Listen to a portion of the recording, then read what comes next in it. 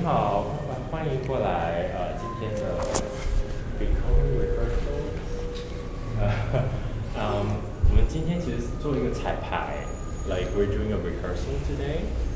就是如果有人你们I don't know how to say it. If you are interested in joining, like performing with us, you can also let us know. Could I join to enjoy? 对，Yeah，就是如果你是想参与一起，我试一下这个 rehearsal 的表演，也可以，就我们试一下不同的一起也行，对。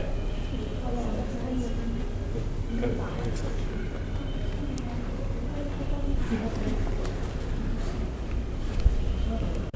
还有没有想参与的观众？因为它没有特别复杂，然后 Elsa 会给大家相应的指导。Yeah, it's very simple. 然后也不会太激烈。好，可以，你把你的包包、手表之类的放在旁边。手表要全。最好取一下。So, like the rehearsal today actually is very much, it's very simple and we're like trying out things. It's not like a finished work. And I would just like use maybe English and Mandarin like coming together. And maybe I talk a little bit about the work. It's actually about Tang Ping. Like we're trying to figure out like how like the choreography of Tang Ping, like lying flat. 就是躺平这个动作，我们可以怎么样去处理，跟怎么样去用躺平这个动作去做一些编导吧，类似编排，对，那想参与的，就是你观众也可以随便feel free to sit or if you find a place where you want to stay. 整个空间大家都可以站或者坐，找到大家自己舒适的方式。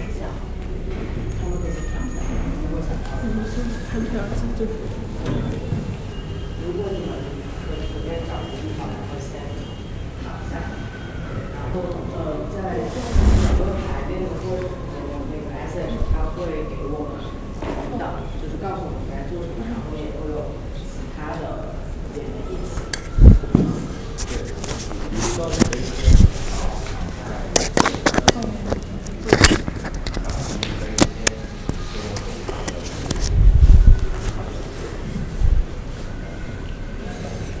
其实挺有趣的，就是比如说那个头放在这里，然后这个 straight， 是。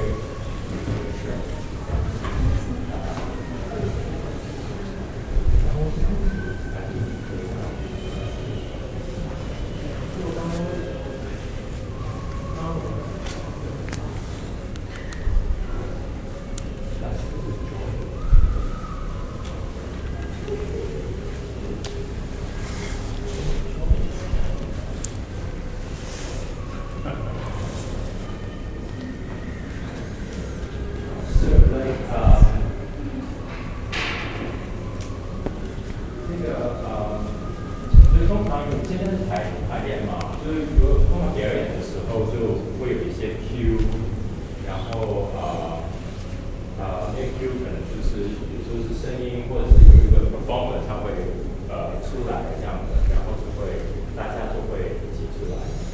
就是 like we can just imagine that now there's a Q and you all of you come to the center here. You guys can all hear.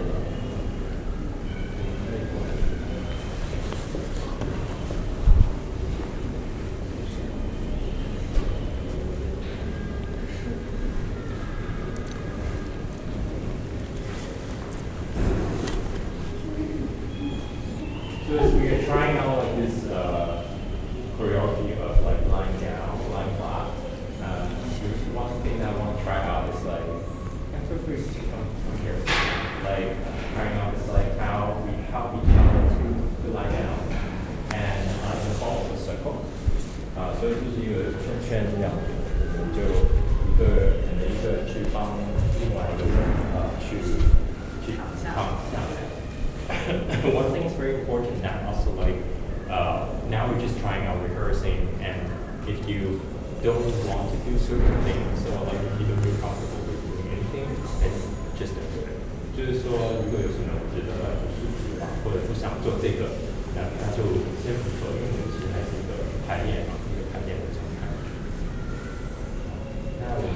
下 Jump in. Maybe you guys can demonstrate. Maybe we can just lie down first and see the circle. Yeah, we can just see the circle. Join us.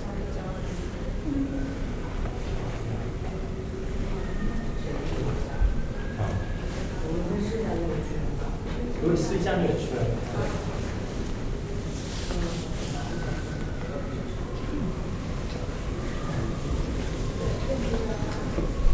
对呀，你可以先往想一下，然后让他来调整。呀。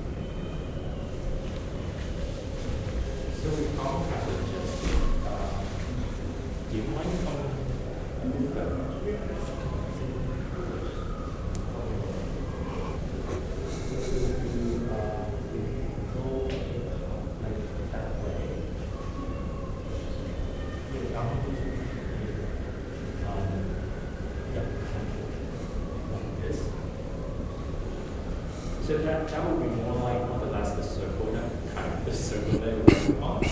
And so the plan is like there's always one person helping the person in front of you to pick it back down, and then we help each other to make like the circle. It's a little bit different from rehearsal 2 days ago, but like it's like one person stand and then the other person help to form the circle. But there will be always like one person is 就是每次还是会有一个，就一个圈圈，但这个圈圈是不完整的，每一次都是 like in the end always like one person is one or two people missing. Yeah. So if we can stand now, we can stand. 我们先从一边开始吧，你们试一下。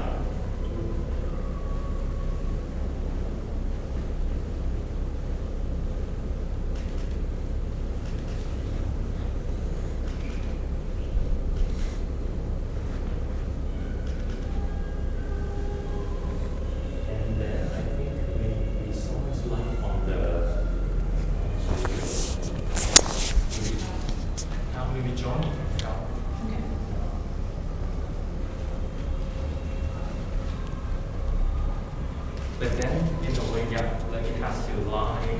Oops. Like it has to be like on top of here. So somehow, like the body is standing here.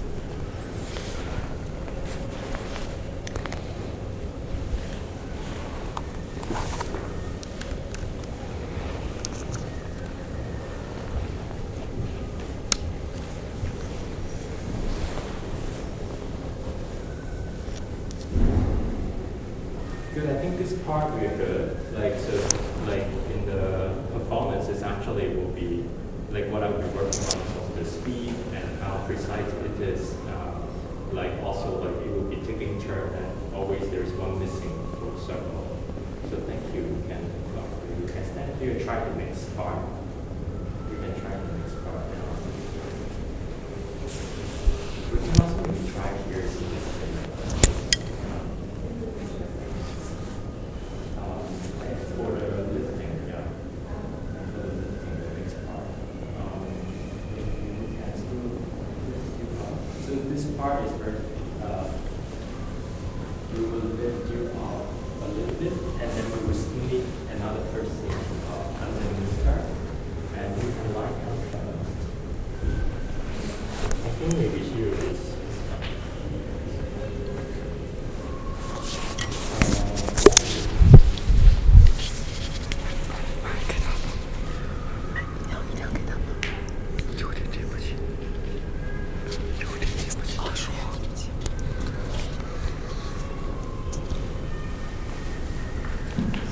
Not too high.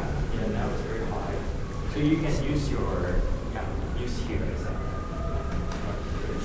and then someone maybe else will go underneath and close here. You can use here, like this leg, go up here, and yeah, that will be very much a lot more stable. But then I think someone also needs to go inside. And you will lie down, so your back is on the floor.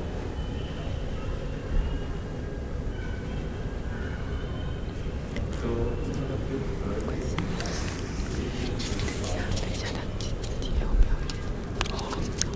and so the idea was also like to put her as close as possible.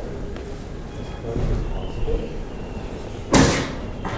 Like actually wanted to have maybe like 3 people, but this time we just have 2.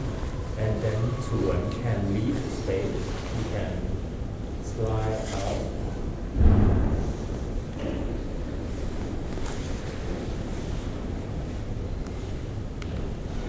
So the idea is also like what I want to try. I mean, we didn't try it now, and then we can do further down. So the idea was also like to, for example, when we put her down, like to a point that her body also got shaped by the person underneath. Then we try to hold it as more like a sculptural form. Next time we will try. Like when we really do the performance. Great. Shall we try the next part? I think we need the sound. So the next part is very simple. Everyone will be lying down on the floor.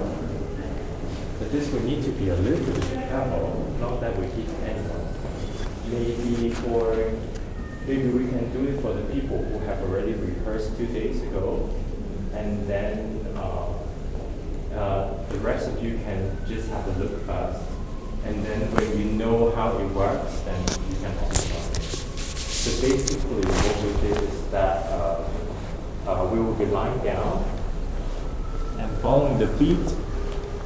You can use your hand or your body strength to move yourself following the beat. So it's like when the beat is like 1, 2, 1, 2. So that's the beat. And I will also arrange a little bit of space so that you don't kick anyone. So for example, she's here, right? And it's better that your feet are not here. For example, I'm here. If I even because you can go to the left, you can go to the right. When you bump into someone, then you stop. Yeah. So we can try.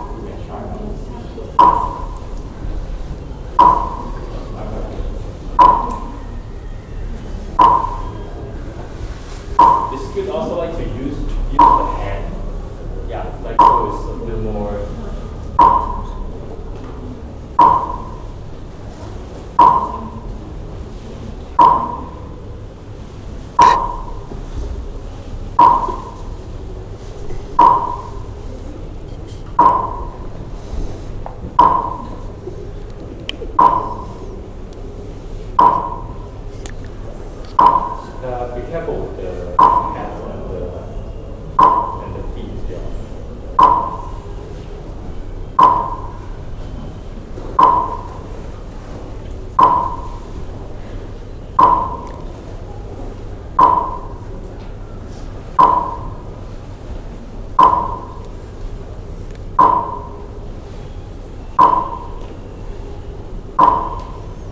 Great, thank you. Thank you so much.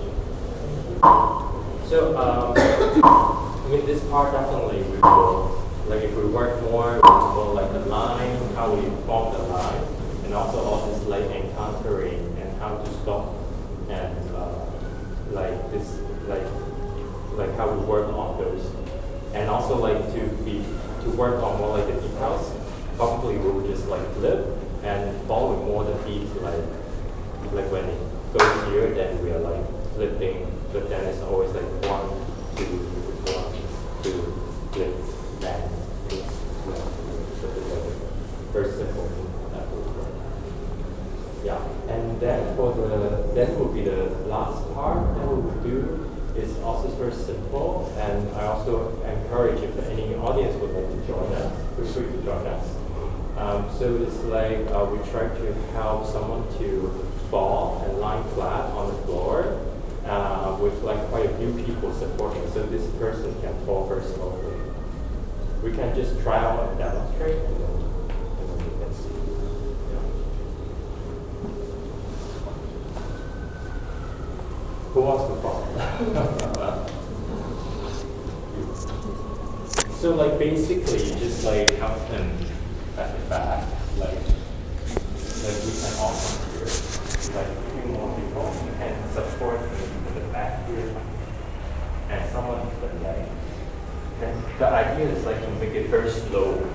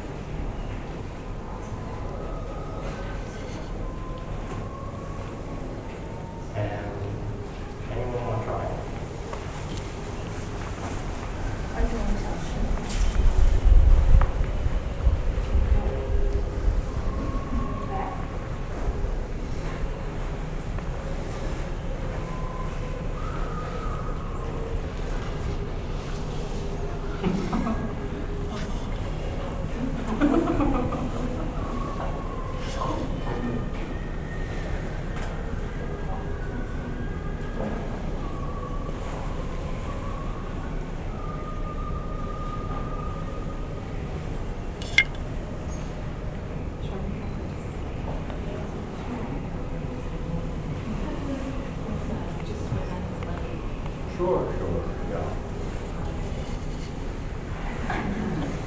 Next.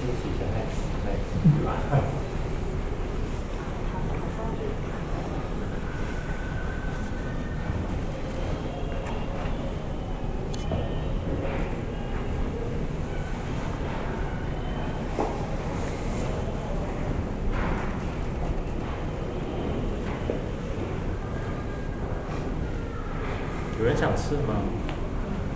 我刚刚想试，我刚刚想试可以。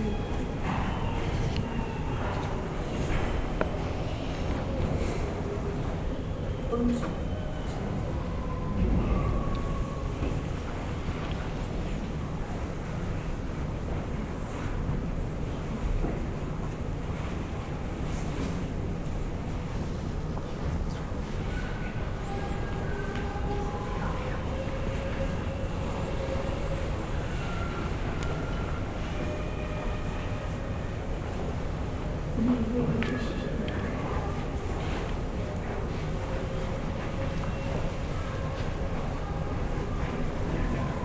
You can help her. Be careful with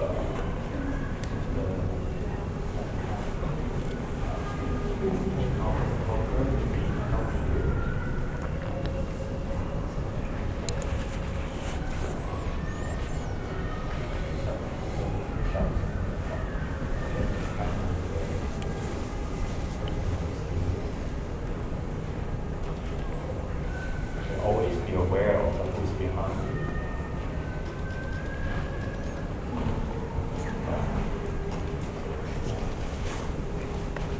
You want to try?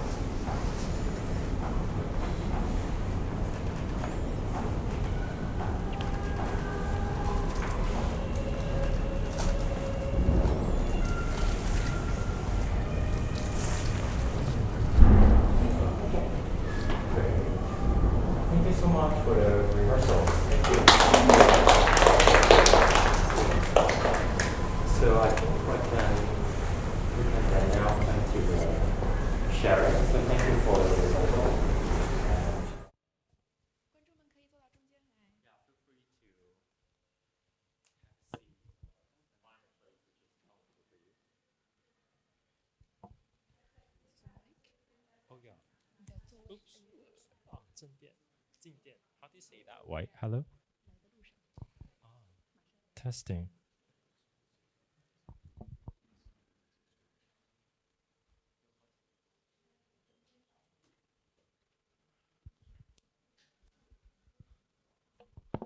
Does it work? Wait, hello.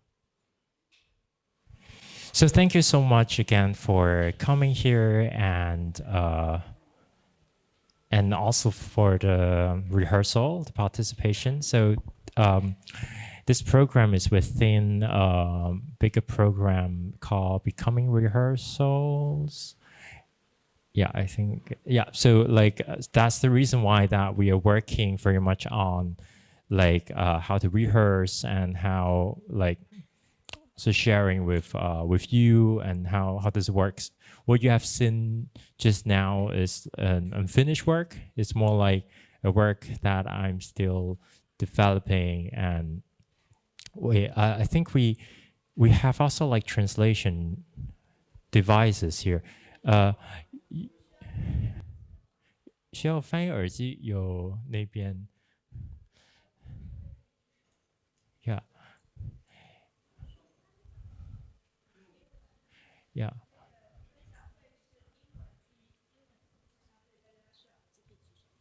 oh thank you.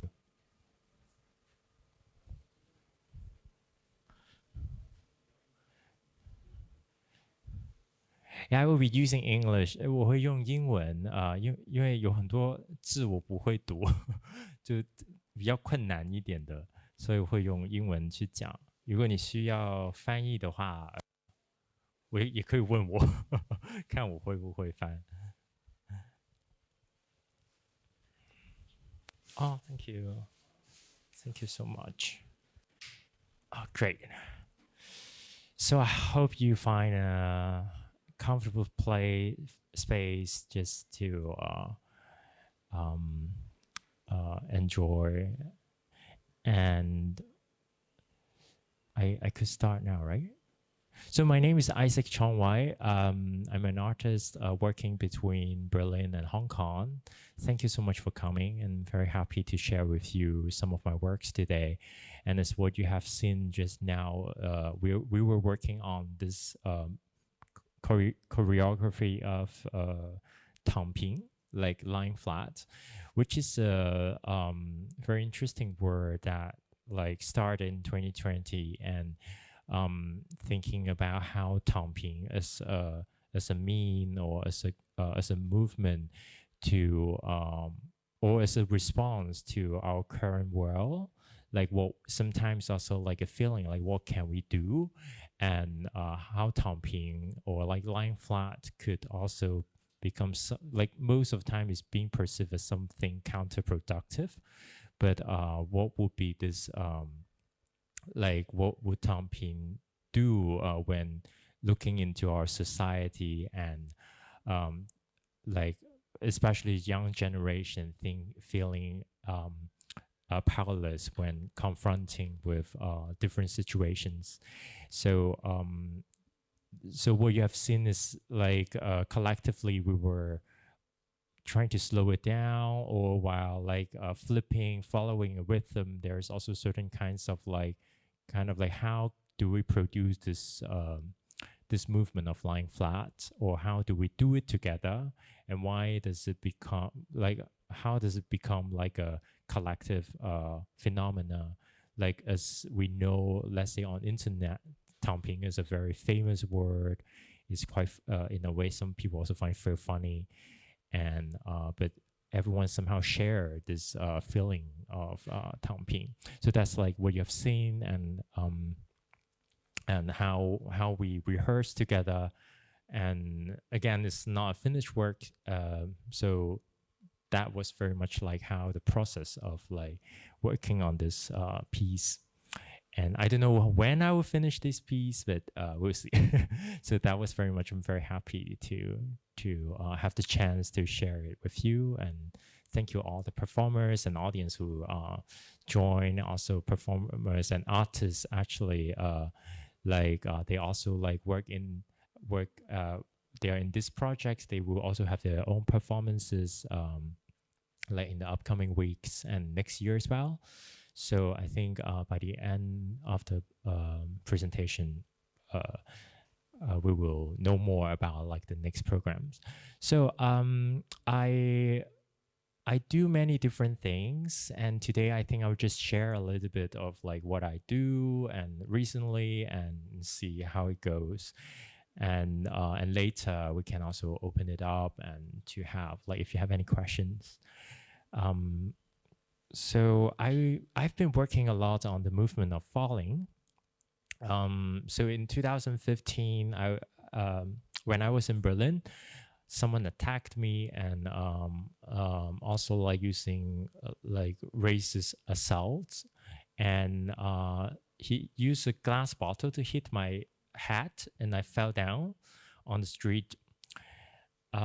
Since then, I think I have been working a lot on like this idea of falling and what does that mean and what causes to fall, and if there is any like systemic violence that actually produces all this injury that we know or we see on the news.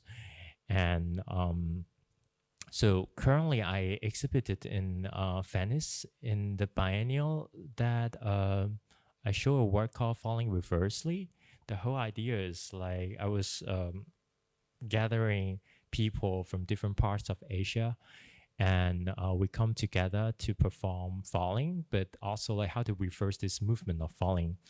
And it started in 2021 when many of my friends, they got attacked on the street or assaulted verbally or physically, like in different parts in the West. And we come together and talk and share like how it happens, and like how frustrated we were back in the time.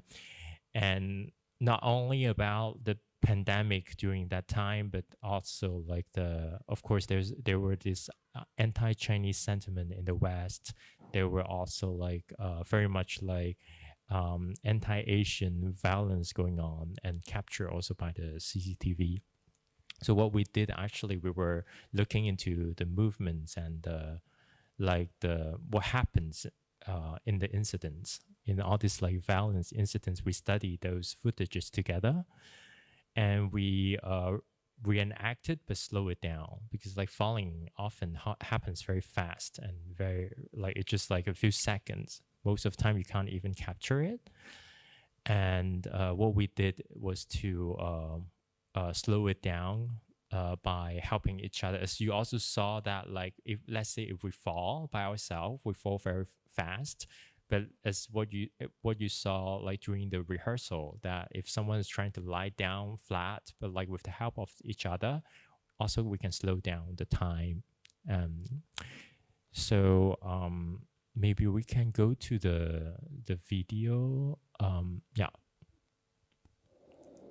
So the work was shown. We just closed the show. So the work was shown as a 7-channel video installation, falling reversely, and in the space there, like all these screens are scattered. Like when talking with the curator of the show, we were thinking that it's very interesting to put the work in the Arsenale in Venice, and also is like kind of like in the middle of the exhibition, that everyone has to pass by this corridor, and you in a way have to encounter or confront this work. And I mean, you can, of course, like some people just walk by, they don't see it, or you can also like stay there and enjoy the work. It's always like up to the audience. But we find it very interesting that it's a passage that people have to go through, and how it also responds to the public space, how violence is happening. So what you see here is like we were practicing how to fall on the floor together, but then when we fall on the floor, then we end up having everyone having the same posture. It's like what you saw. It's gone already, but like how we fall on the floor, but then everyone, the landing posture is the same, or sometimes different, like same and different. And as you see here is like in the installation, there are 7 screens, but sometimes like there's only 1 screen is on, sometimes like 2 screens are on. And here, like what you see is like what I just mentioned, how we study the footages of people falling, but then we reenact it in like with a very slow speed. And then later we reverse back the whole movement. And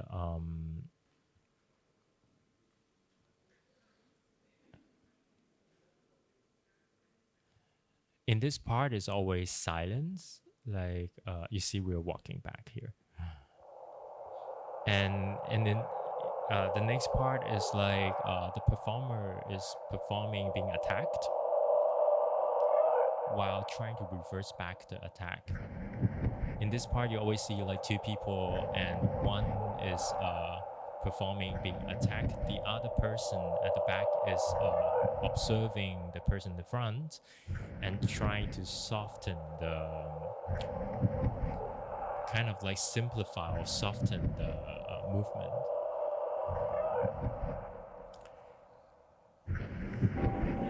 In this part, you also see that actually is a screen that is on and off in different places, because I mean that's also like how sometimes certain incidents is happening very quickly. It can be in a corner, it can be under a bridge, it can be like anywhere, like very fast, but then it just disappears. And we're working on this work, as you see, is a video installation. What I do is I edited this video, and sometimes, I mean, like when we perform it, we perform how the movement can be reversed, but at the same time, when I edit it, I also reverse it. So sometimes when you're seeing this video, you don't know if it's like the body reversing itself or actually it's the video editing. So there's always like a bit sometimes off. You don't know why like that. So I won't show the whole thing. It's like it's maybe too long. We can go back to the presentation here. And so what you saw in the video is the video installation, and during the opening and the vernissage, we also did live performance. So during the performance, I turn all the screen as an empty space, like kind of like a rehearsal space, and then the performance takes place. We had 11 performers coming from different parts of Asia, and I mean some coming from Berlin. I mean like based in Berlin. Some are also one performance is actually based in Torino, in Italy. I mean, some from other cities too. And the choreography is also a bit different, like between the performance and the video installation, and the duration as well, because like when it comes to live performance, I do it differently. And yeah, the work also exists as, for example, photos from the rehearsal that I work on. So like the work is like, for example, this work is also like, it's actually a video still, but then you can always rearrange this in a way, kind of like a photo installation that here we see it from left to right, from top to bottom. But then when you hang it, you can hang it like in a reversed way, like the back will then be the first. Kind of like always playing with this idea of like how to reverse the movement.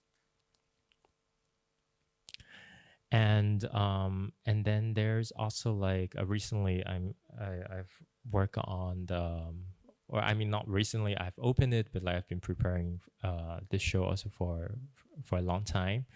It's an idea that was earlier called Falling Carefully. So what I showed you was Falling Reversely was like a video installation and performance, and here is the work called like a series of work under a title called Falling Carefully. And And so in the show, there is like many different things. Like there are installation. There's mirror rehearsal mirror work, and also like there's a mirror, there's some video and different things. And we can see, for example, here you can see a mirror work that is called Dance of Falling. So what I did actually is to I etch on the glass, and and what I etch is actually the movement of falling. Like you see, sometimes a little bit difficult to see, but here you see the head and then the body. So everything here is actually the body, and I think we can. So it's like actually different body falling at the same time, but then it becomes a dance, like so I call it a dance of falling. And I think we can also go to the next video. So see here, maybe you see a little bit more clearly, like actually is like a falling, like here you see the head and then you see the falling person. And what I do here is I work, I try to create like new forms that through the movement of body. That what I did was to etch on the glass, but then I etch on two different glass, like two different pieces, and then I flip one. So it's like two, in a way, kind of like identical images, but then I reverse it, like overlapping them, and then put it together with the mirror to create this like rehearsal mirror room. And I've been always very interested in the stage of rehearsal, like there are like a series of work also called Rehearsal of the Futures, or there are a lot like working on what we would rehearse, let's say from the future, but and then rehearsal is always for the future. And so like here, like I created like a room for rehearsal using all this like movement or like bodily posture. By layering them, by flipping them, then it always creates certain kinds of abstract or like a new body. Like maybe it's not really the word, but like how body come together to create forms. I think I also work a lot in the performance. And there are also like the staircase installation scattered in the show. It's called Steps of Careful Falling, where you see kind of like a concaved part of the steps that and together with glass, like some people said that it's a bit like you can put your knee on top, and or like you feel like you can step on it, but actually you cannot. Yeah, so this is like what you have seen in the video, like a rehearsal mirror. And this I flip it like left and right. That's why you see this kind of mirror image. What I found very interesting is also like this idea of mirror stage, like how one is perceiving one's body from the mirror. And also like when we are rehearsing, we are quite dependent on the mirror. Like we need the mirror to check ourselves. But for me, it's interesting. I don't know if it's interesting for everyone, but like it's interesting that when we check our body from the mirror, it's always mirrored. Like ourself is mirrored. But when the audience is seeing us, it's not mirrored. Like this checking the rehearsal, like this mirror stage. That's one of the kind of like, it could be inspiration why I wanted to flip it and to work on this mirrored body. And this series work, Falling Carefully, actually comes earlier. It was in 2020 in Hong Kong. So what I did was to back then I had this idea of like falling carefully, how to fall carefully, and And then I kept asking who should fall, like or who has fallen, or but more the questions like who should fall. Then I was like, should the, let's say, should the person I don't like fall, or like, or should some historical figure should fall, or who? Then I thought of how about myself falling like first. So what I did, I created like this sculpture. They're a bit like a 公仔, like a small figure, and a little bit like when you play around the figure, and so I in a way duplicated myself 3 times, like very identical. That it's like 3 sculpture, and all of them actually is me, and fall at the same time with different posture, and then they all got stuck. So it's like me falling 3 times, and then this 3 of me got stuck there. And I found it quite interesting with the, let's say, the performativity of sculpture is stillness. Like sculpture has this attribute of being still, like, or permanent, or like not necessarily permanent, but like this idea when we look at it, like this being still and not moving. So I'm quite interested in this, like not moving while working on this like a falling movement of being stuck. And all of the sorry, figure here, I was wearing a uniform, and at the back you have a text written "falling carefully." It's like a falling carefully uniform. And back then it was at Asia Society in Hong Kong. I also like this some like I was like checking different newspapers and studying the movement of falling, and like who fell on the news. So I was like looking into how they fall and what is the reason that makes them fall. And so here you see someone fell from Chile. And I found it also very interesting. It's like in Chile in a protest that someone fell, and then I drew the falling body with the title of the with the title of the news, and also like the date when it was published. Yeah, and the movement of falling, actually, I've been working on it for quite a while. Like here is the.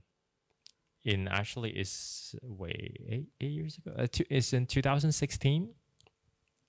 It was kind of like right after the incident that happens that I fell down in 2015. And what I did here was I found like a group of performers. Most of them were friends, and we just like come together and we do something called falling exercise. So there were like 26 of us. We fall at the same time, and then I don't know how do you call it in Chinese with this game. In English, called Mikado. Mikado is like a game that with a lot of like sticks. You throw the sticks, like a pile of sticks, and then you pick out the ones underneath while not moving the ones on top. So that's like the game that I'm now referring to. So what we did there is like we fall very naturally, safely, and then the people underneath are leaving the space while the people on top are trying to pretend that the missing body is still underneath. So it's like pushing the body to have a very awkward or very tiring position to show the absence of a body. And another work which was also shown in the same, produced in the same time, was a very simple work that I invite everyone to lie down on the floor and then raise one arm. And then people can just go help someone to get up.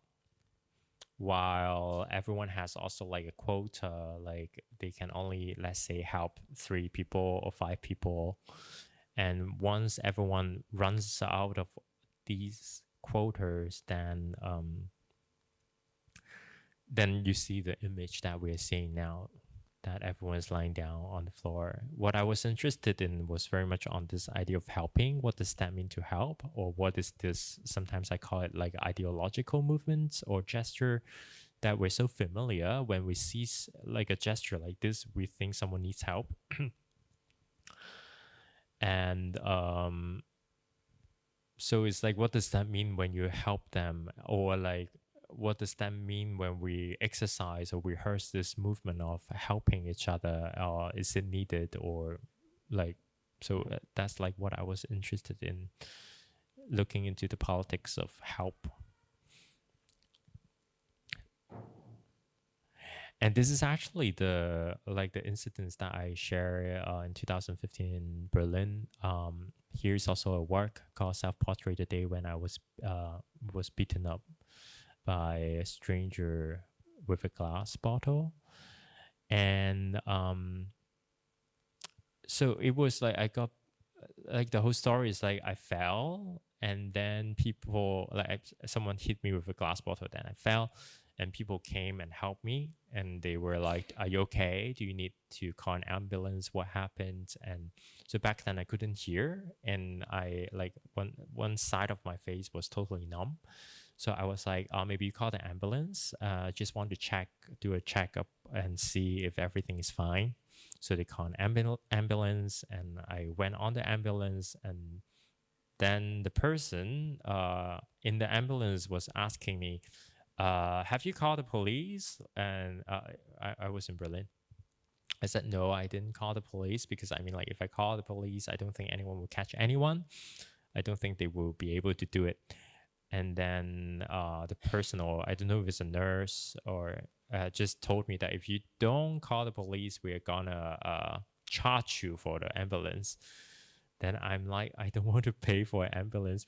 I already got beaten up. I don't want to pay for it. So I asked them to call the police. Then I didn't have to pay for my ambulance. And I was in the hospital, and the doctor checked everything. Everything was fine. And then I received like a paper which is written like a victim number to certify that I'm a victim of a crime. And then this is it. So when I went back home, I set up a camera and I took a picture of myself, and that's how this picture was taken. It was very interesting because in the beginning I just took it.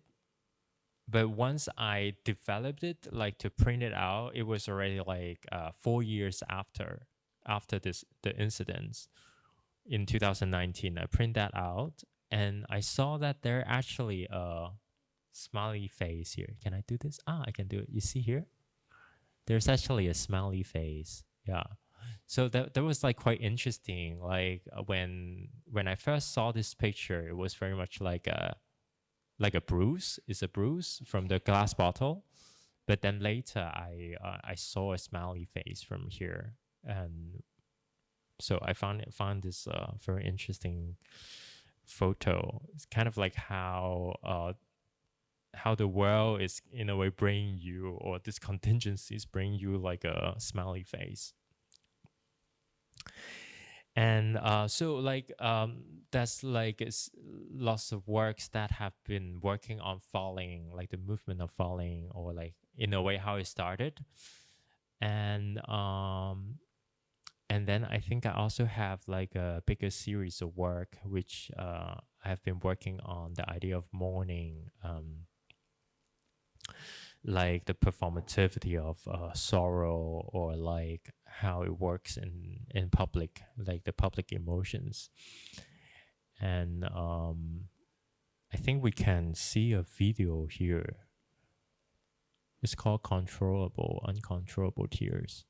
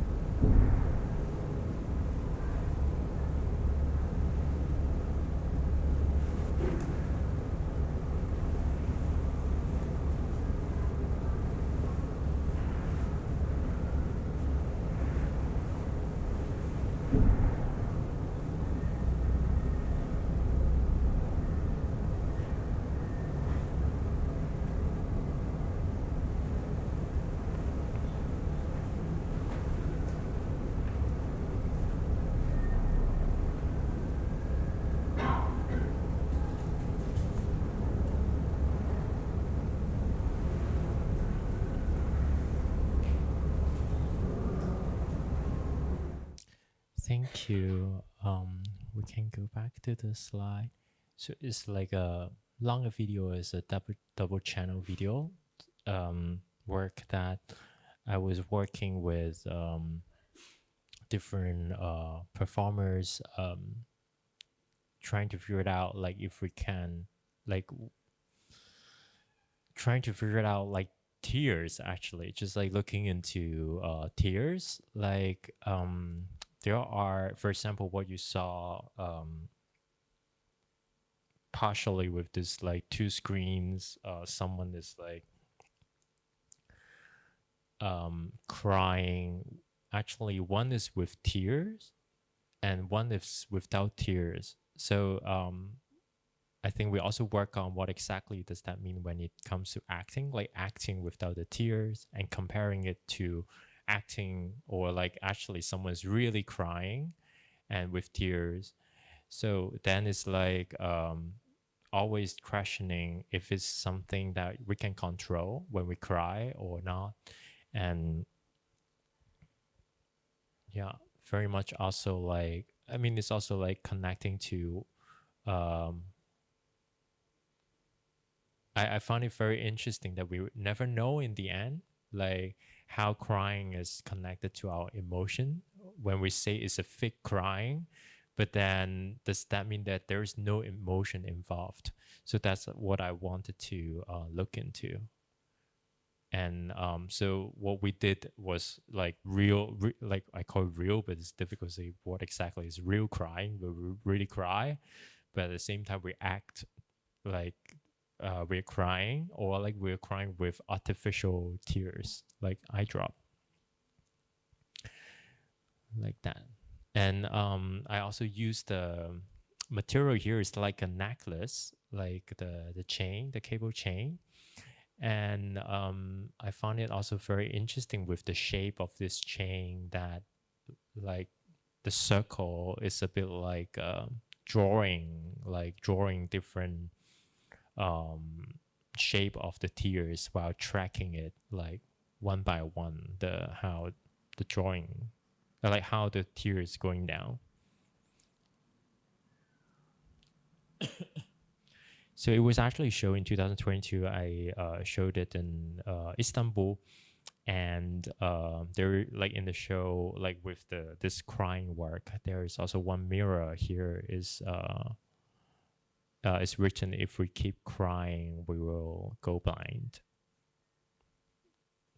It's like a light box, and then the blind, I painted it black.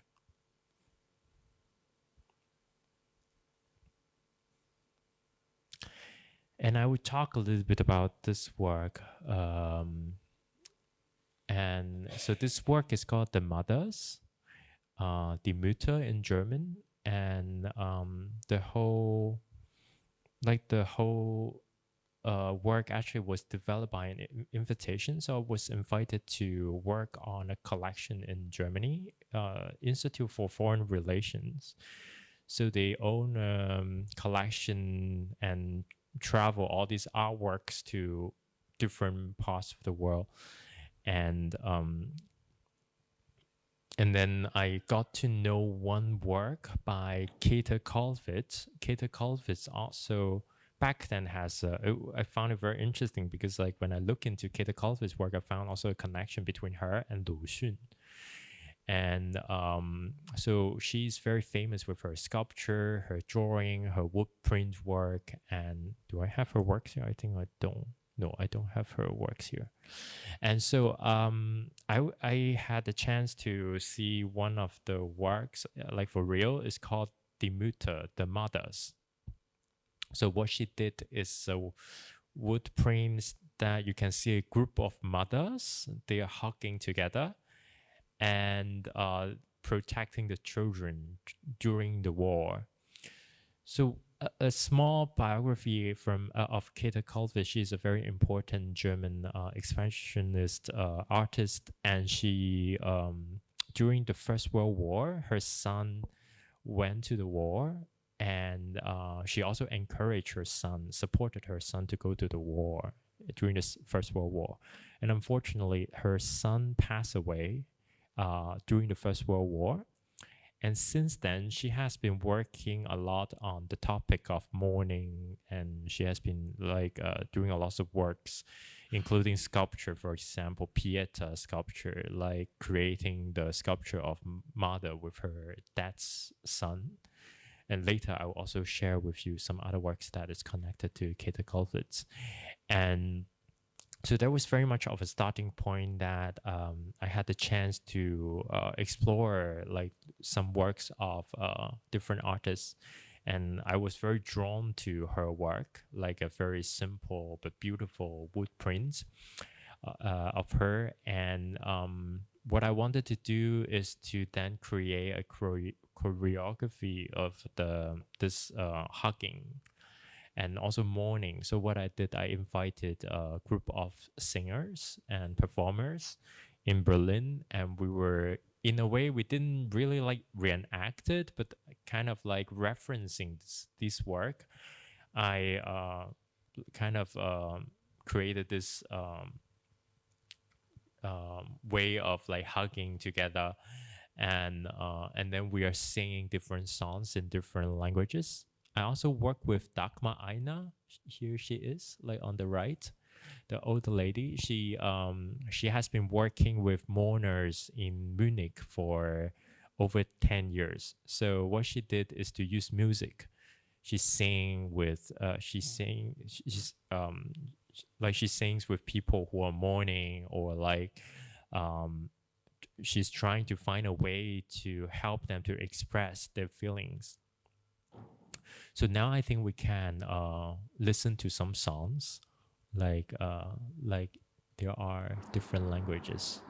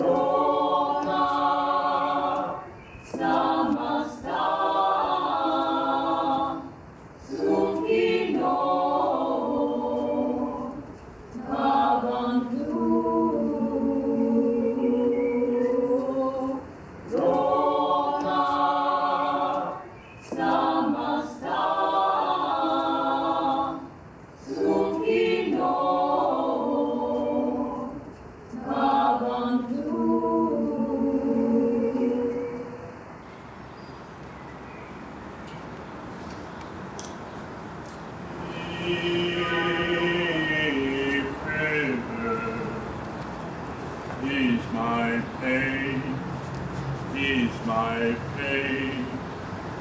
Deep river is my pain, is my pain.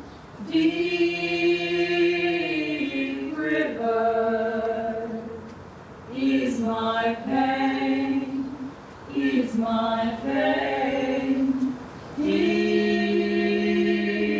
river is my pain, is my pain. Deep river is my pain, is my pain. Deep river is my pain, is my pain. Thank you so much. We can go back. So, like, I can tell you a little bit about like the songs, what we were singing. The first song that you listen to is called "Sing ein Lied." It's written in German, written by Dagmar Einer, like the lady here who has been working with mourners for over 10 years. So most of the musics that, most of the musics, some of them were written by her, and some of them we use songs from different places, and sometimes we also added the song by ourselves.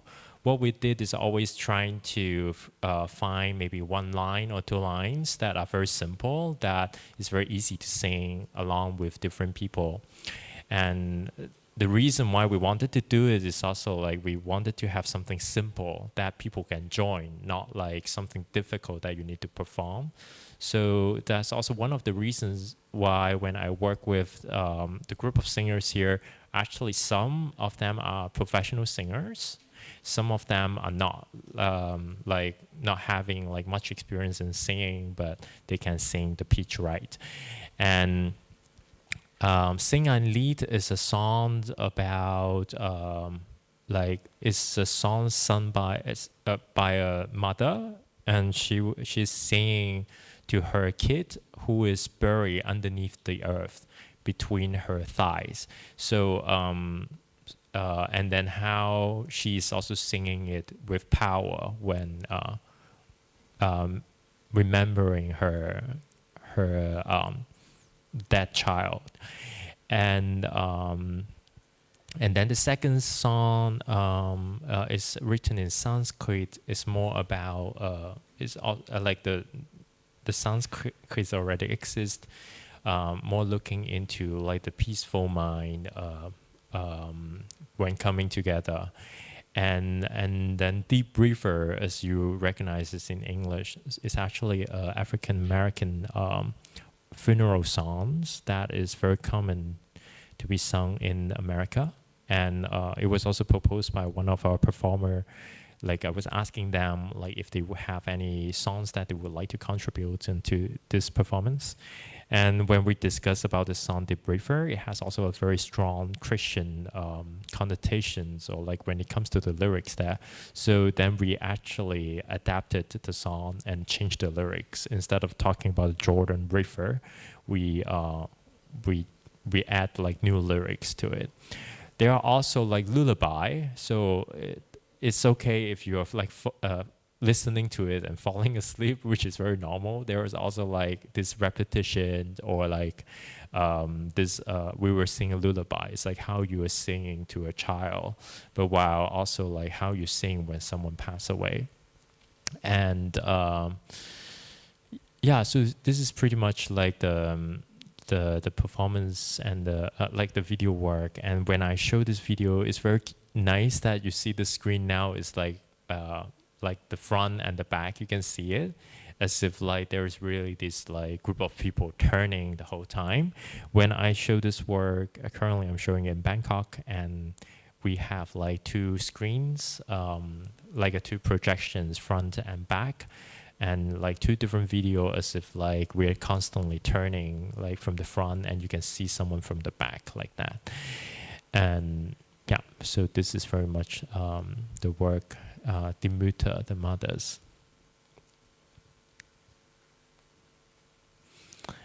And there are also like this work called pietas. Later you will also find maybe some connection to other works. So pietas is a Latin word that is, of course, connected to the art history pieta, like in Italian or like in English, pieta.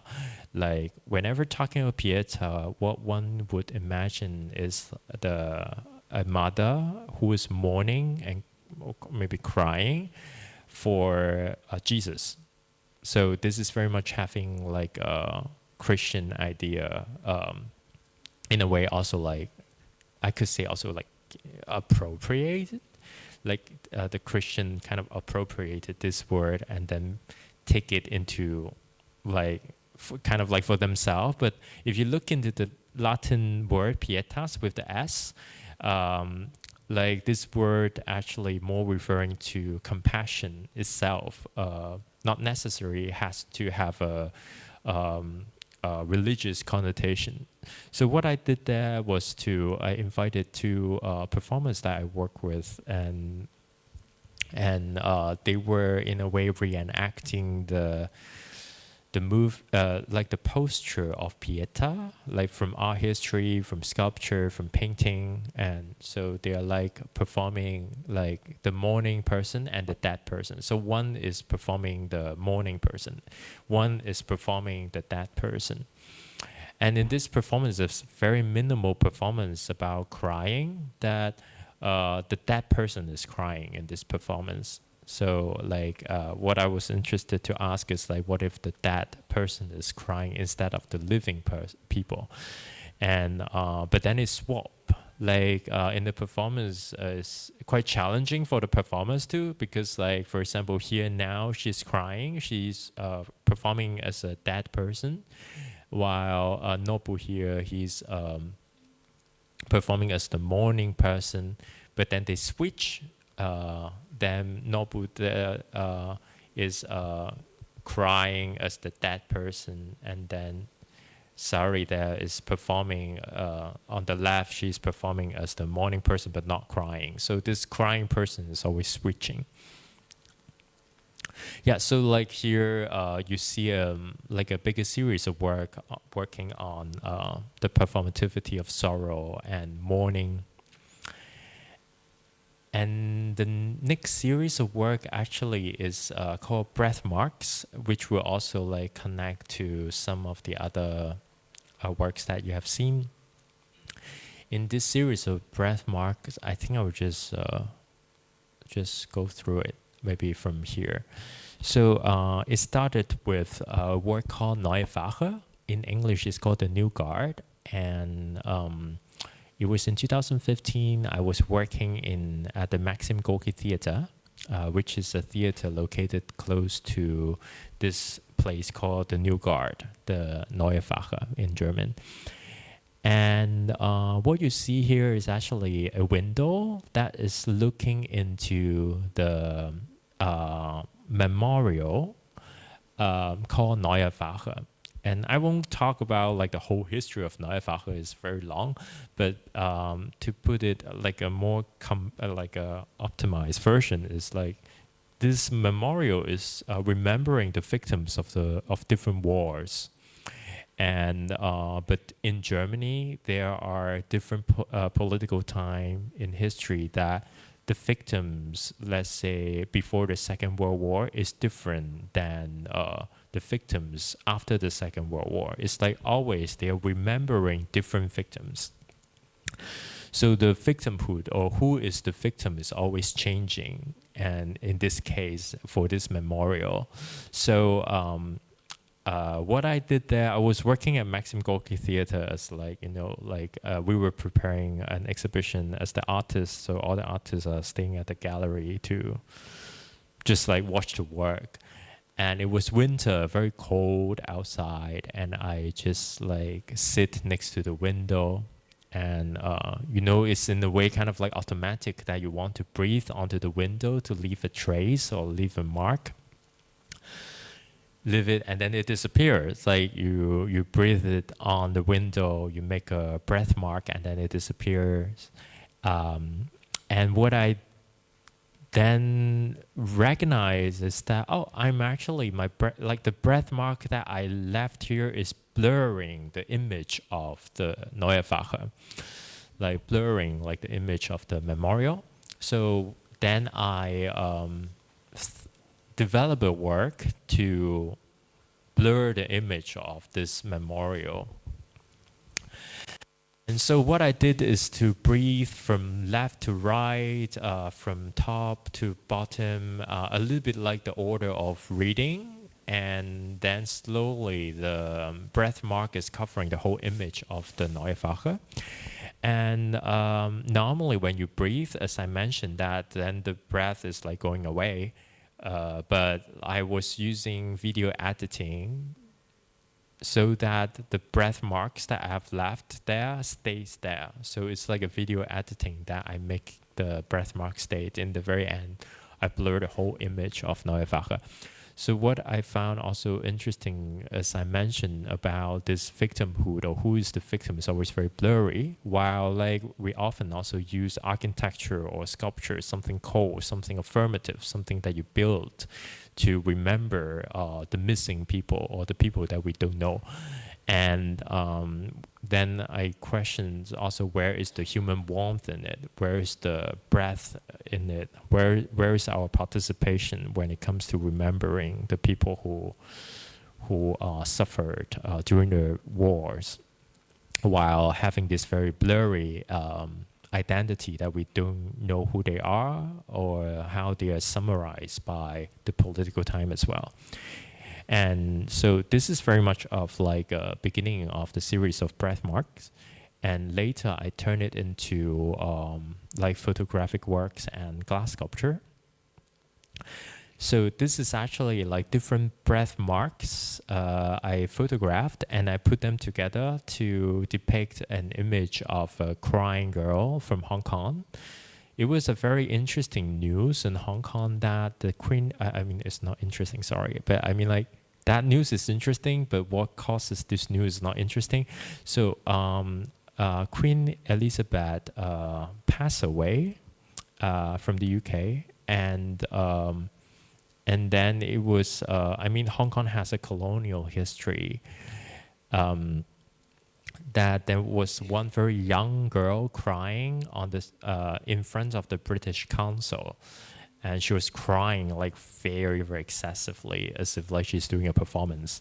And she was holding the picture of Queen Elizabeth, and then the netizen, the people on the internet, criticized her a lot, saying that she has never experienced the colonial time and doesn't make sense that she's crying so much, and or like saying that she's fake and it doesn't make like any.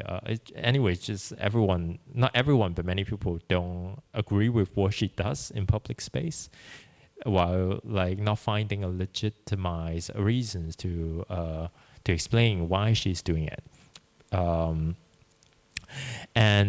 So I found this image very interesting, and this like mourning while like the breath while you cry, like when it's like very excessively. And what I did, I also like etched the breath marks on the mirror, sorry, not mirror, glass. And in each glass there is different breath marks, and when they come together, you can see the image of this girl. She's crying, like from Hong Kong. And like it's actually a bigger series that I do. Like so, this motive, I was working on this girl crying, and then the other motive here is actually again connected to that commission that I did this work, The Mothers, like the video of singing. So I was looking into another work by Kate Colvitz, the same artist that I just shared with you about the wood print about like her son passed away in the First World War. And she created a very significant work also like called Pieta, mother with her dead son. So it's like a mother holding the dead body of her son. And I can also come here. Like, it's an interesting story that this sculpture originally it's just that big. Like not very big. It's like when you sculpt it, you have to like use your hand to make the face very small, like that. But then in after the reunifications of Germany after 1990, I remember it was 1993. I'm not so sure anymore. I used to know a bit better, and then like the government wants to put her sculpture in Neue Wache. Like Neue Wache is like the work here, like Neue Wache, the memorial. So inside they wanted to put the work of Käthe Kollwitz, and but they think it's too small. Like the sculpture is too small. Then they blow it up. They make it like life size, 4 times bigger, and to represent the nation. Of course, there were like people against it. There were protests, but there are also people agree with it. And for me, I found it interesting, like how we perceive our body and how the size has to be life size in order to kind of like fit into this idea of the nation. So what I did the same to basically follow the silhouette of the sculpture, and like here is the head and the shoulder, and she's like using the hand in front of her mouth. Here's the head of the dead son, and then his leg, and here's like the thigh of the mother, and very much of and that's also one of the reasons why I put it like this, a bit smaller and the bigger. Like the sculpture actually references more of the sculptural form of the work, and then the life-size photographic work is then more like the body, like how the body normally is, like how big it is. Yeah, so here's like the side of the glass, like that. There are also like different motifs, like with the portrait of her. Like here's her name, Käthe Kollwitz here, and like her face. And here's another work referencing a crouching, like someone is like doing this crouching posture. Yeah. And there are also like earlier works that I did. For example, I was in Sarajevo, which is for me was very interesting because I was studying in Weimar, and my professor back then, she's from Sarajevo. Her name is Danica Dakic, and she brought all the students to do kind of like a residency in Sarajevo. And once we were there, I saw a lot of bullet holes. As you see here, they are actually from the like a recent war there, and so the bullet holes in public spaces were still very present. And I've never seen them in my life, or actually maybe I have seen it but never recognized it, since they have never been that present in a public space. So what I did there was to use my hand to touch them while asking someone to film me. So it was like a very, like when I was there, I just did that. I was like, oh, can you film me? And then I was just like touching the bullet holes there.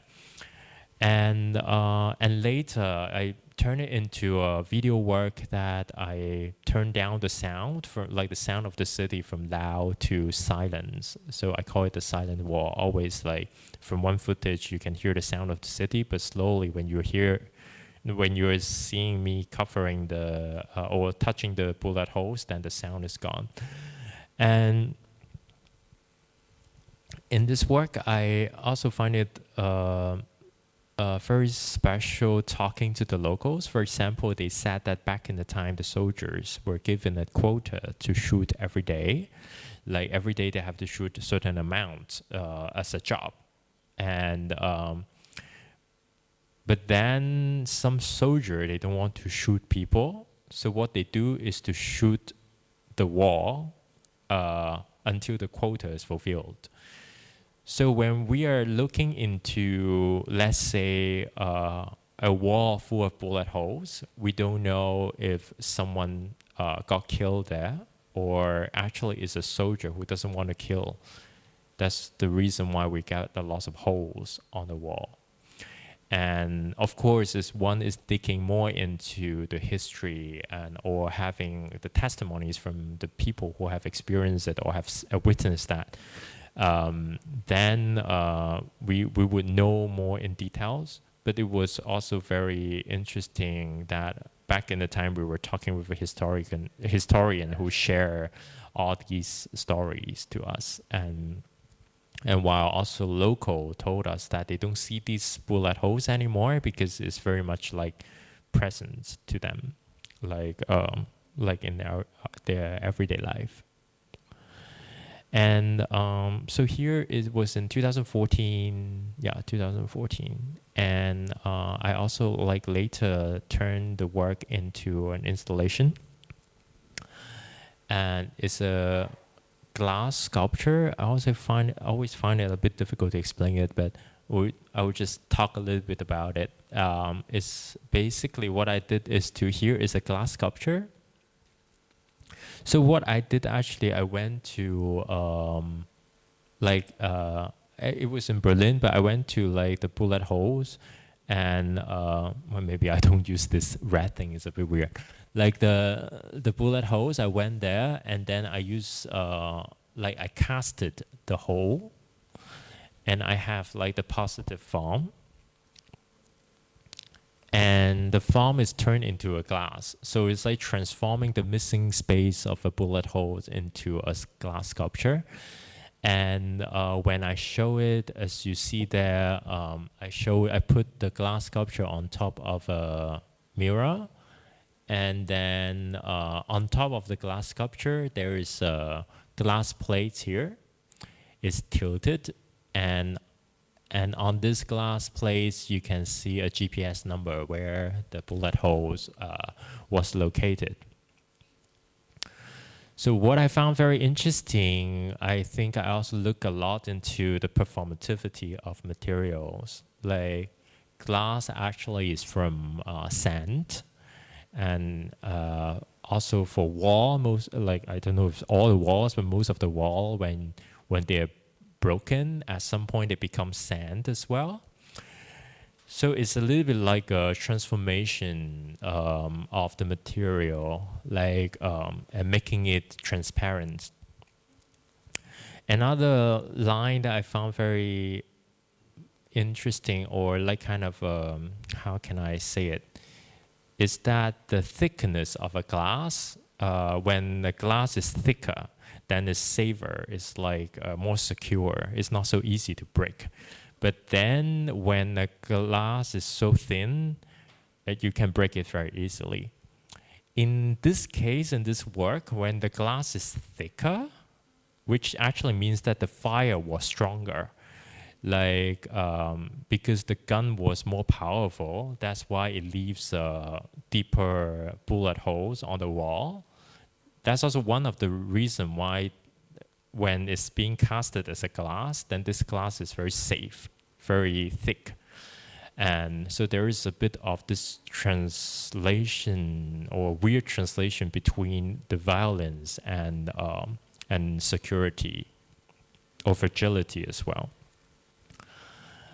And the same series of work, I also use paper. So I go to these sites, I use paper to press against the bullet hole, and then following the wrinkles of the paper, and I created like this drawing. So I'm like following the paper, like all this like is it called creases, like kind of like folded lines, and use color to, in a way, a little bit like a makeup to covering the wrinkles, while capturing the space of bullet holes.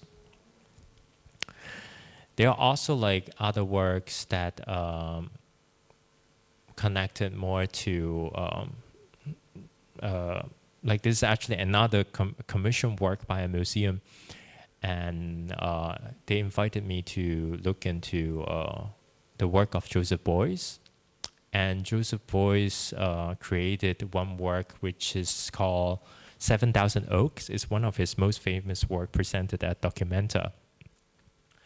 And like what he did is to use basalt stone, like a stone, and dug it in, and then he planted oak tree. So he always have one stone, and next to the stone he has like a tree.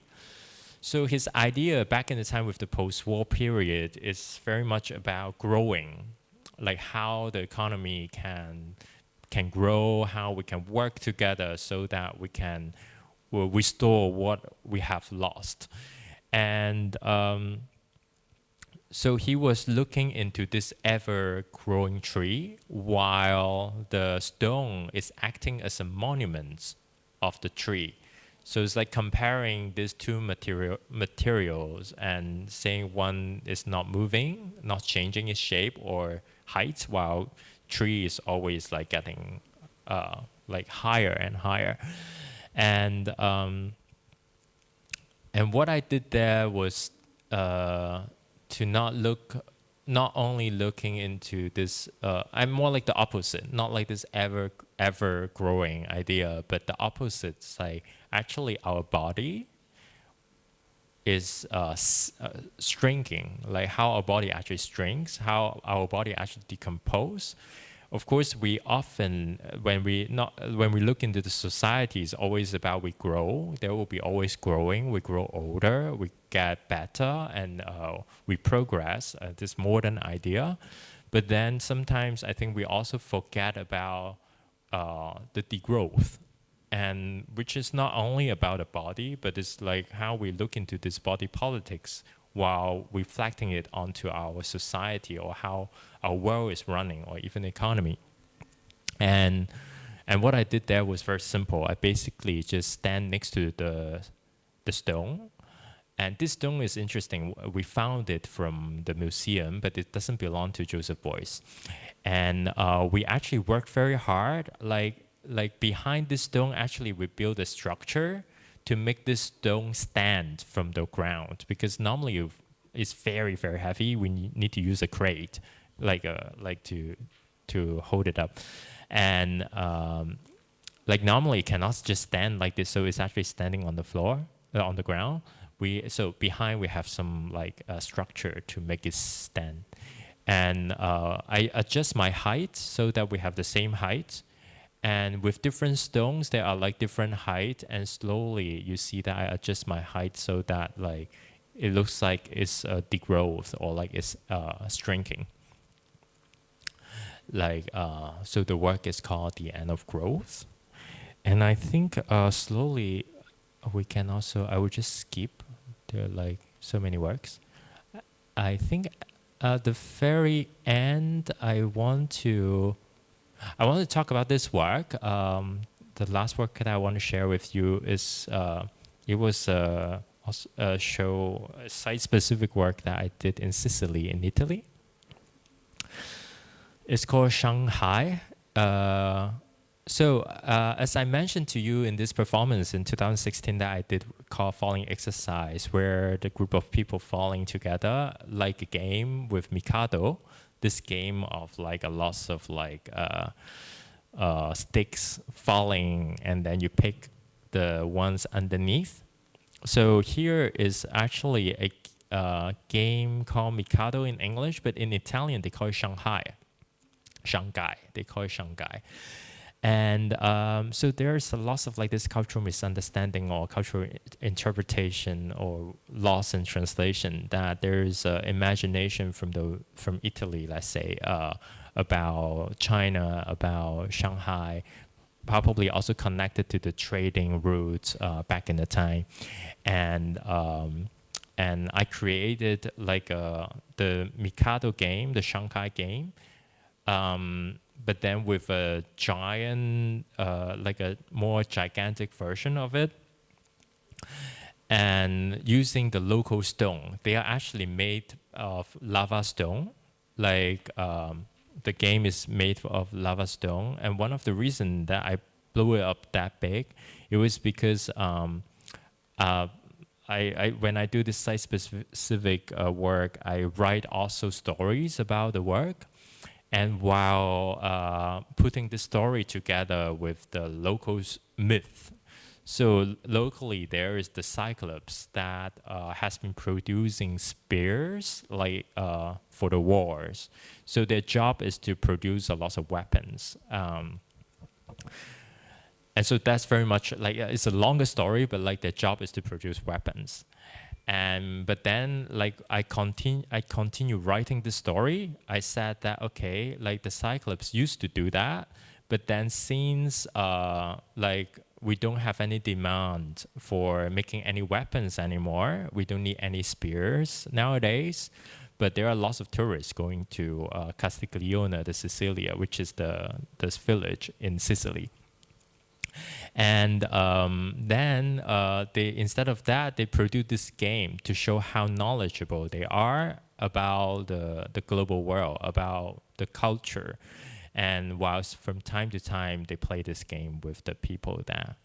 And so that's very much of this how cultural misunderstanding or like imagination will work, while people sometimes don't even question. I try to look for it, why they call it Shanghai, and I couldn't really find it.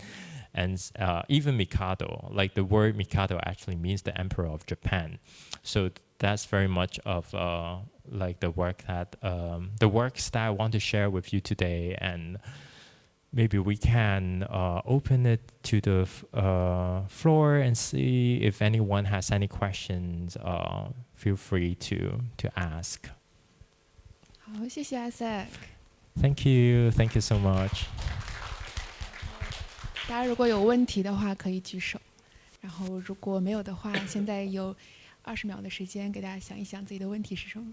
然后要不要从我们 Becoming Rehearsal 的艺术家，大家如果有问题的话可以先提问，因为其实我们成为排演的艺术家在周4的时候跟 Isaac 有联合的workshop， 所以跟大家跟 Isaac 相处的时间更长一点。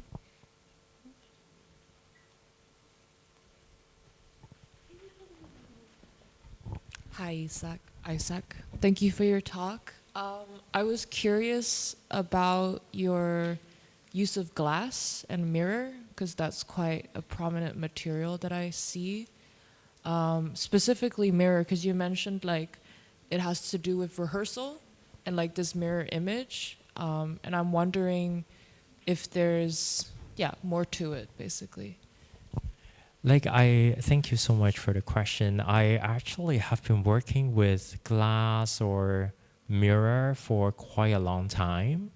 And in a way, I also don't know why. I think one of the reasons could be the fragility of the material, like how fragile it is. While I think oftentimes when you look into certain themes or research that I look into, it has a lot about vulnerability, or like it could be historical trauma, and how mirrors often also reflecting directly the present time. And while like it's an illusion that we are seeing, and like how we could have this dialogue to this image that in a way we are part of it. So somehow I also find it interesting how mirror always, like when showing it, you also engage with the audience, that the image is overlapping your work.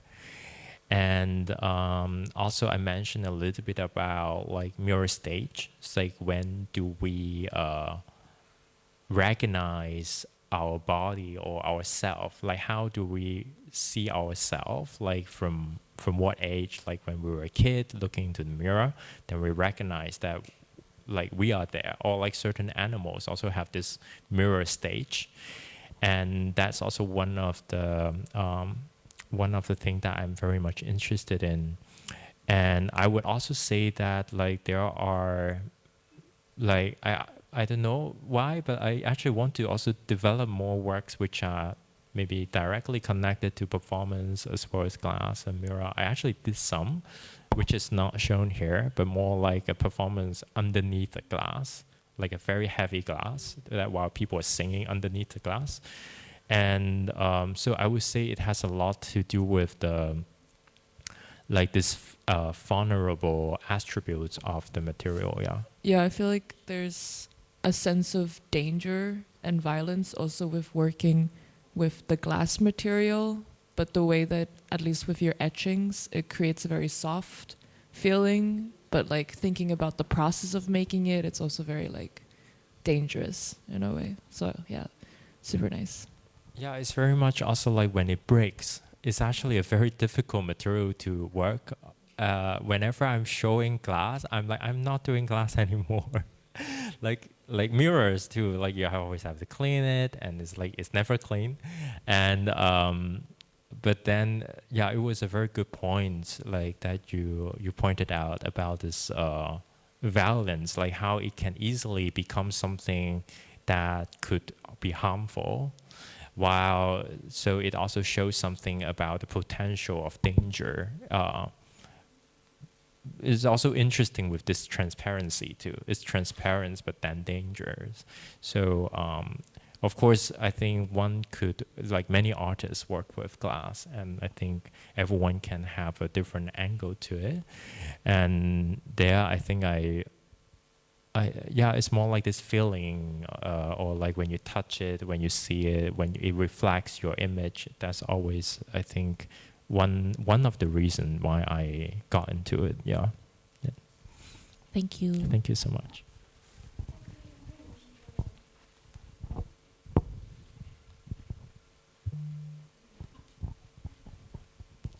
老师您好，然后我想问的就是那个眼泪的作品，因为刚刚有说就是有一些眼泪它可能是表演出来的，有些是通过真情实感，可能是真的想去流眼泪，但是我其实就是想去问的是，如何去界定说我这个表现出来的就是说是表演，或者是出自内心的情感。而且很多时候像我有一种状态在于就是说我好像没发生什么事情，但是我还是在流眼泪。就比如说昨天可能是其实也没有发生什么事情，但是我就是一直想流眼泪这样子的状态。I'm not sure if I understand the whole question, but like, is it more like the differences between the tears and in the work, as well as like the examples she shared, right?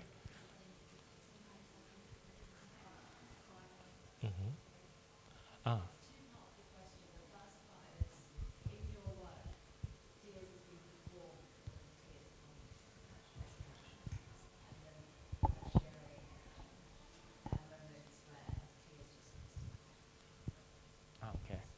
Oh, sorry for my I'm not understanding so well the Chinese.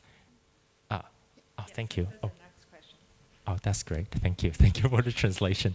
And yeah, so with the work, thank you so much for your question. So like the work that I look into, actually in the very beginning, I'm more looking into people who cry in public space, like how, like, or like private space, like when can we cry and what is acceptable or not?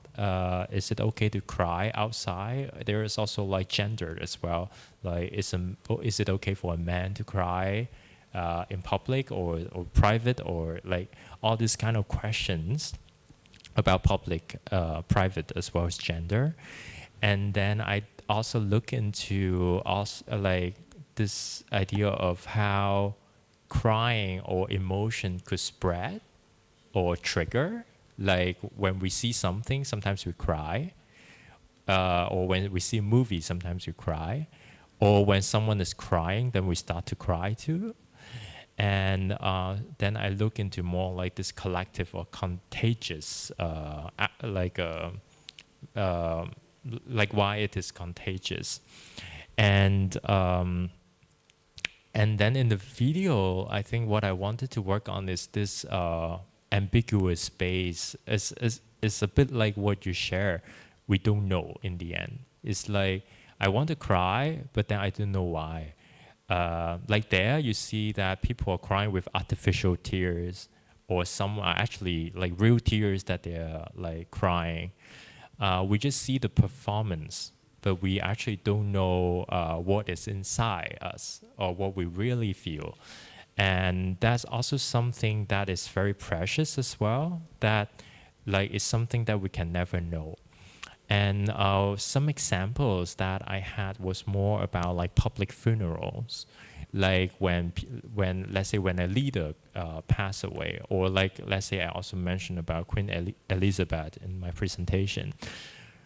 Like when people crying in public space, what we see is, oh, they are very sad, like they are mourning, but then maybe they are not mourning, maybe they're faking it, maybe they are actually just crying for themselves, or maybe they are just crying because other people are crying.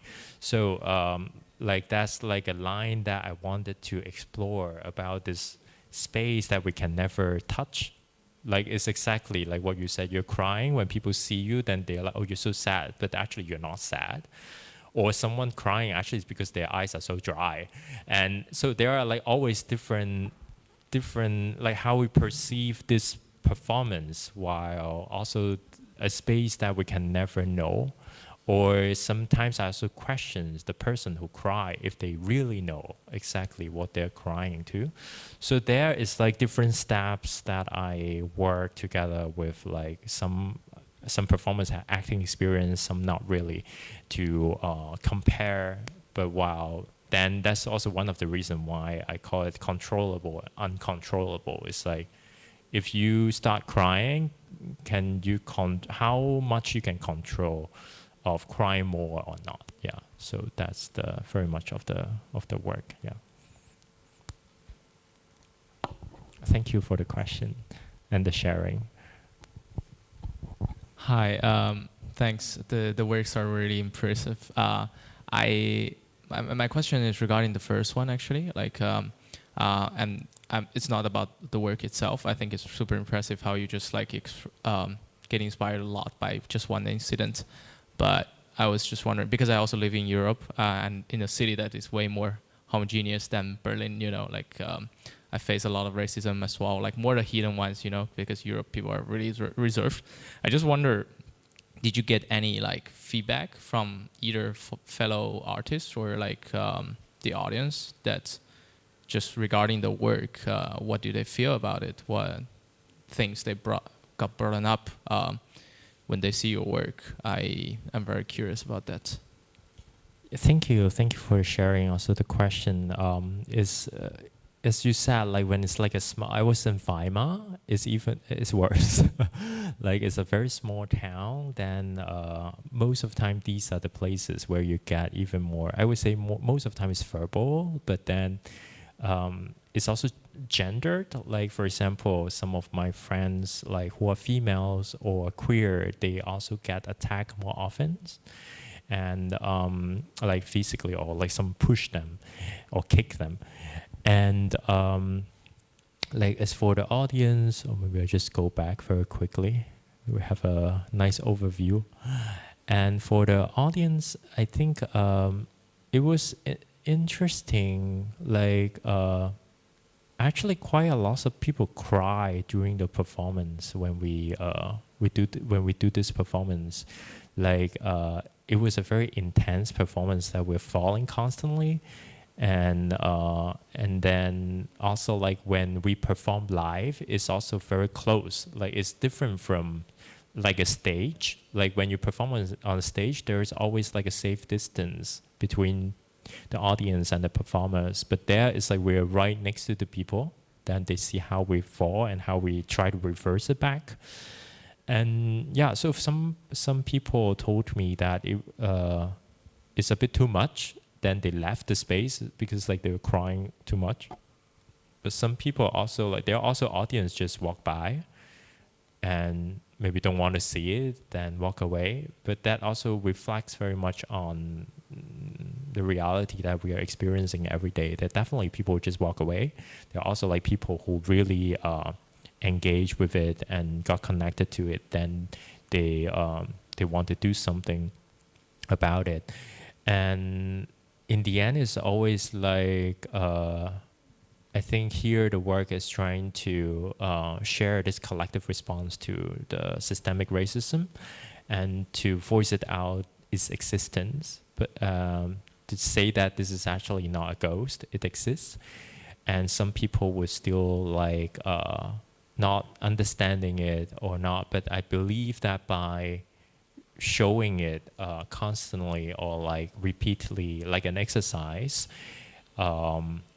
there will be people who get who will be connected to the work, and yeah, I mean, so far I have received good feedbacks, but I think maybe just like bad, like when it's bad, people don't tell me.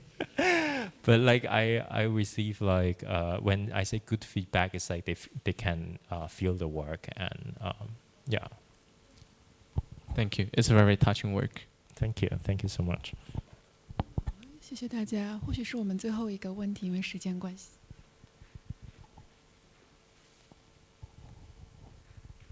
Hello. So I'm really interested in your concept of the performativity of material.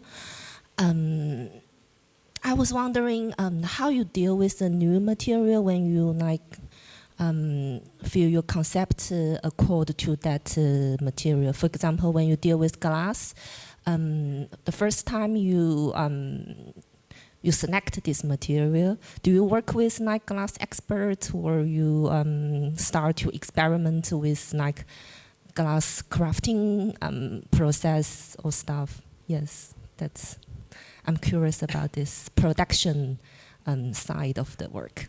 Yeah, thank you. So with glass or like the performativity of the material, I find it, let's say, sometimes imagining a glass as a performer or like a glass as a body, like what does it tell and what does it say? So like as we discuss here, like glass, maybe I'm actually dangerous. I'm transparent. I can break, but maybe there will be also ways that I don't break. And I have certain kinds of reflection. So it's all this like the materiality of of glass is like telling something.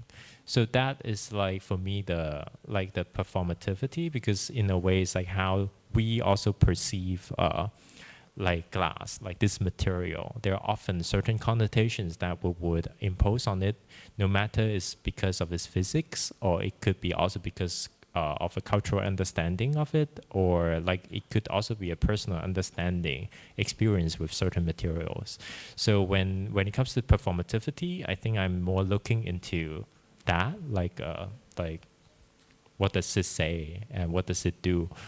And I would also say that it's not only glass, that like many other materials. It's also like, for example, lava stone that I used. Maybe it's not too much about the physicality of the lava stone, but more about the history of how people use lava stone in the myth, or like that they are working actually in a volcano. That's why it's a material that those kind of like cyclops, like those kind of characters, they will be able to get. So here would be more like a cultural understanding, like with certain references to understand the material itself.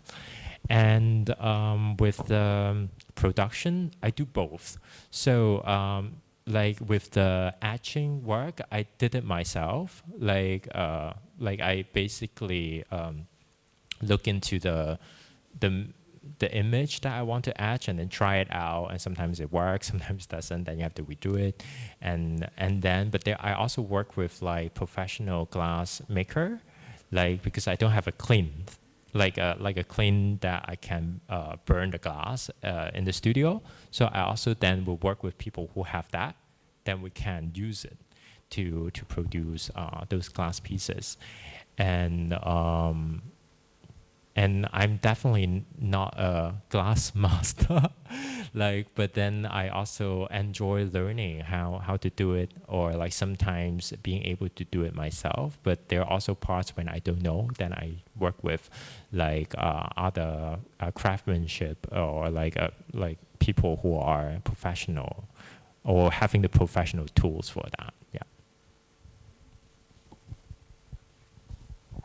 那谢谢Isaac的分享，谢谢 ，Thank you so 也 much. 谢谢今天参加了， Thank you so much for 然 coming. 后也谢谢今天在一开始参加了 Isaac 排演的观众朋友们。然后在一开始的 Isaac 排演当中，还有包括我们讲堂 Becoming Rehearsal 项目的艺术家。然后谢谢大家所有人今天的努力的付出。然后 Isaac 是我们讲堂排演项目的第2个合作的国际艺术家。那第3位是出生于越南，现在在德国工作跟生活的Chuwen，他会在2月中旬的时候来到讲堂跟大家做分享。那Chuwen比较擅长通过雕塑、绘画、声音、视频和装置感官来探索心理领域，探讨社会或政治权利等广泛主题。然后我再跟大家介绍一下我们 Becoming Rehearsal 成为排演的项目吧。如果大家在今年之前的任何一个时间点参加过讲堂的活动的话，会发现我们其实每一个月讲堂是有自己的主题的。那从今年的10月份到明年的2月份，整个的主题叫成为排演。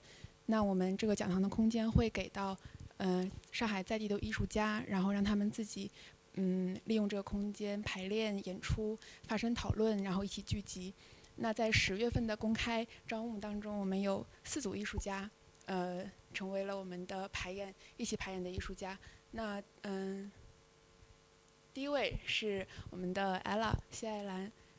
Ella 已经完成了她3周的排练。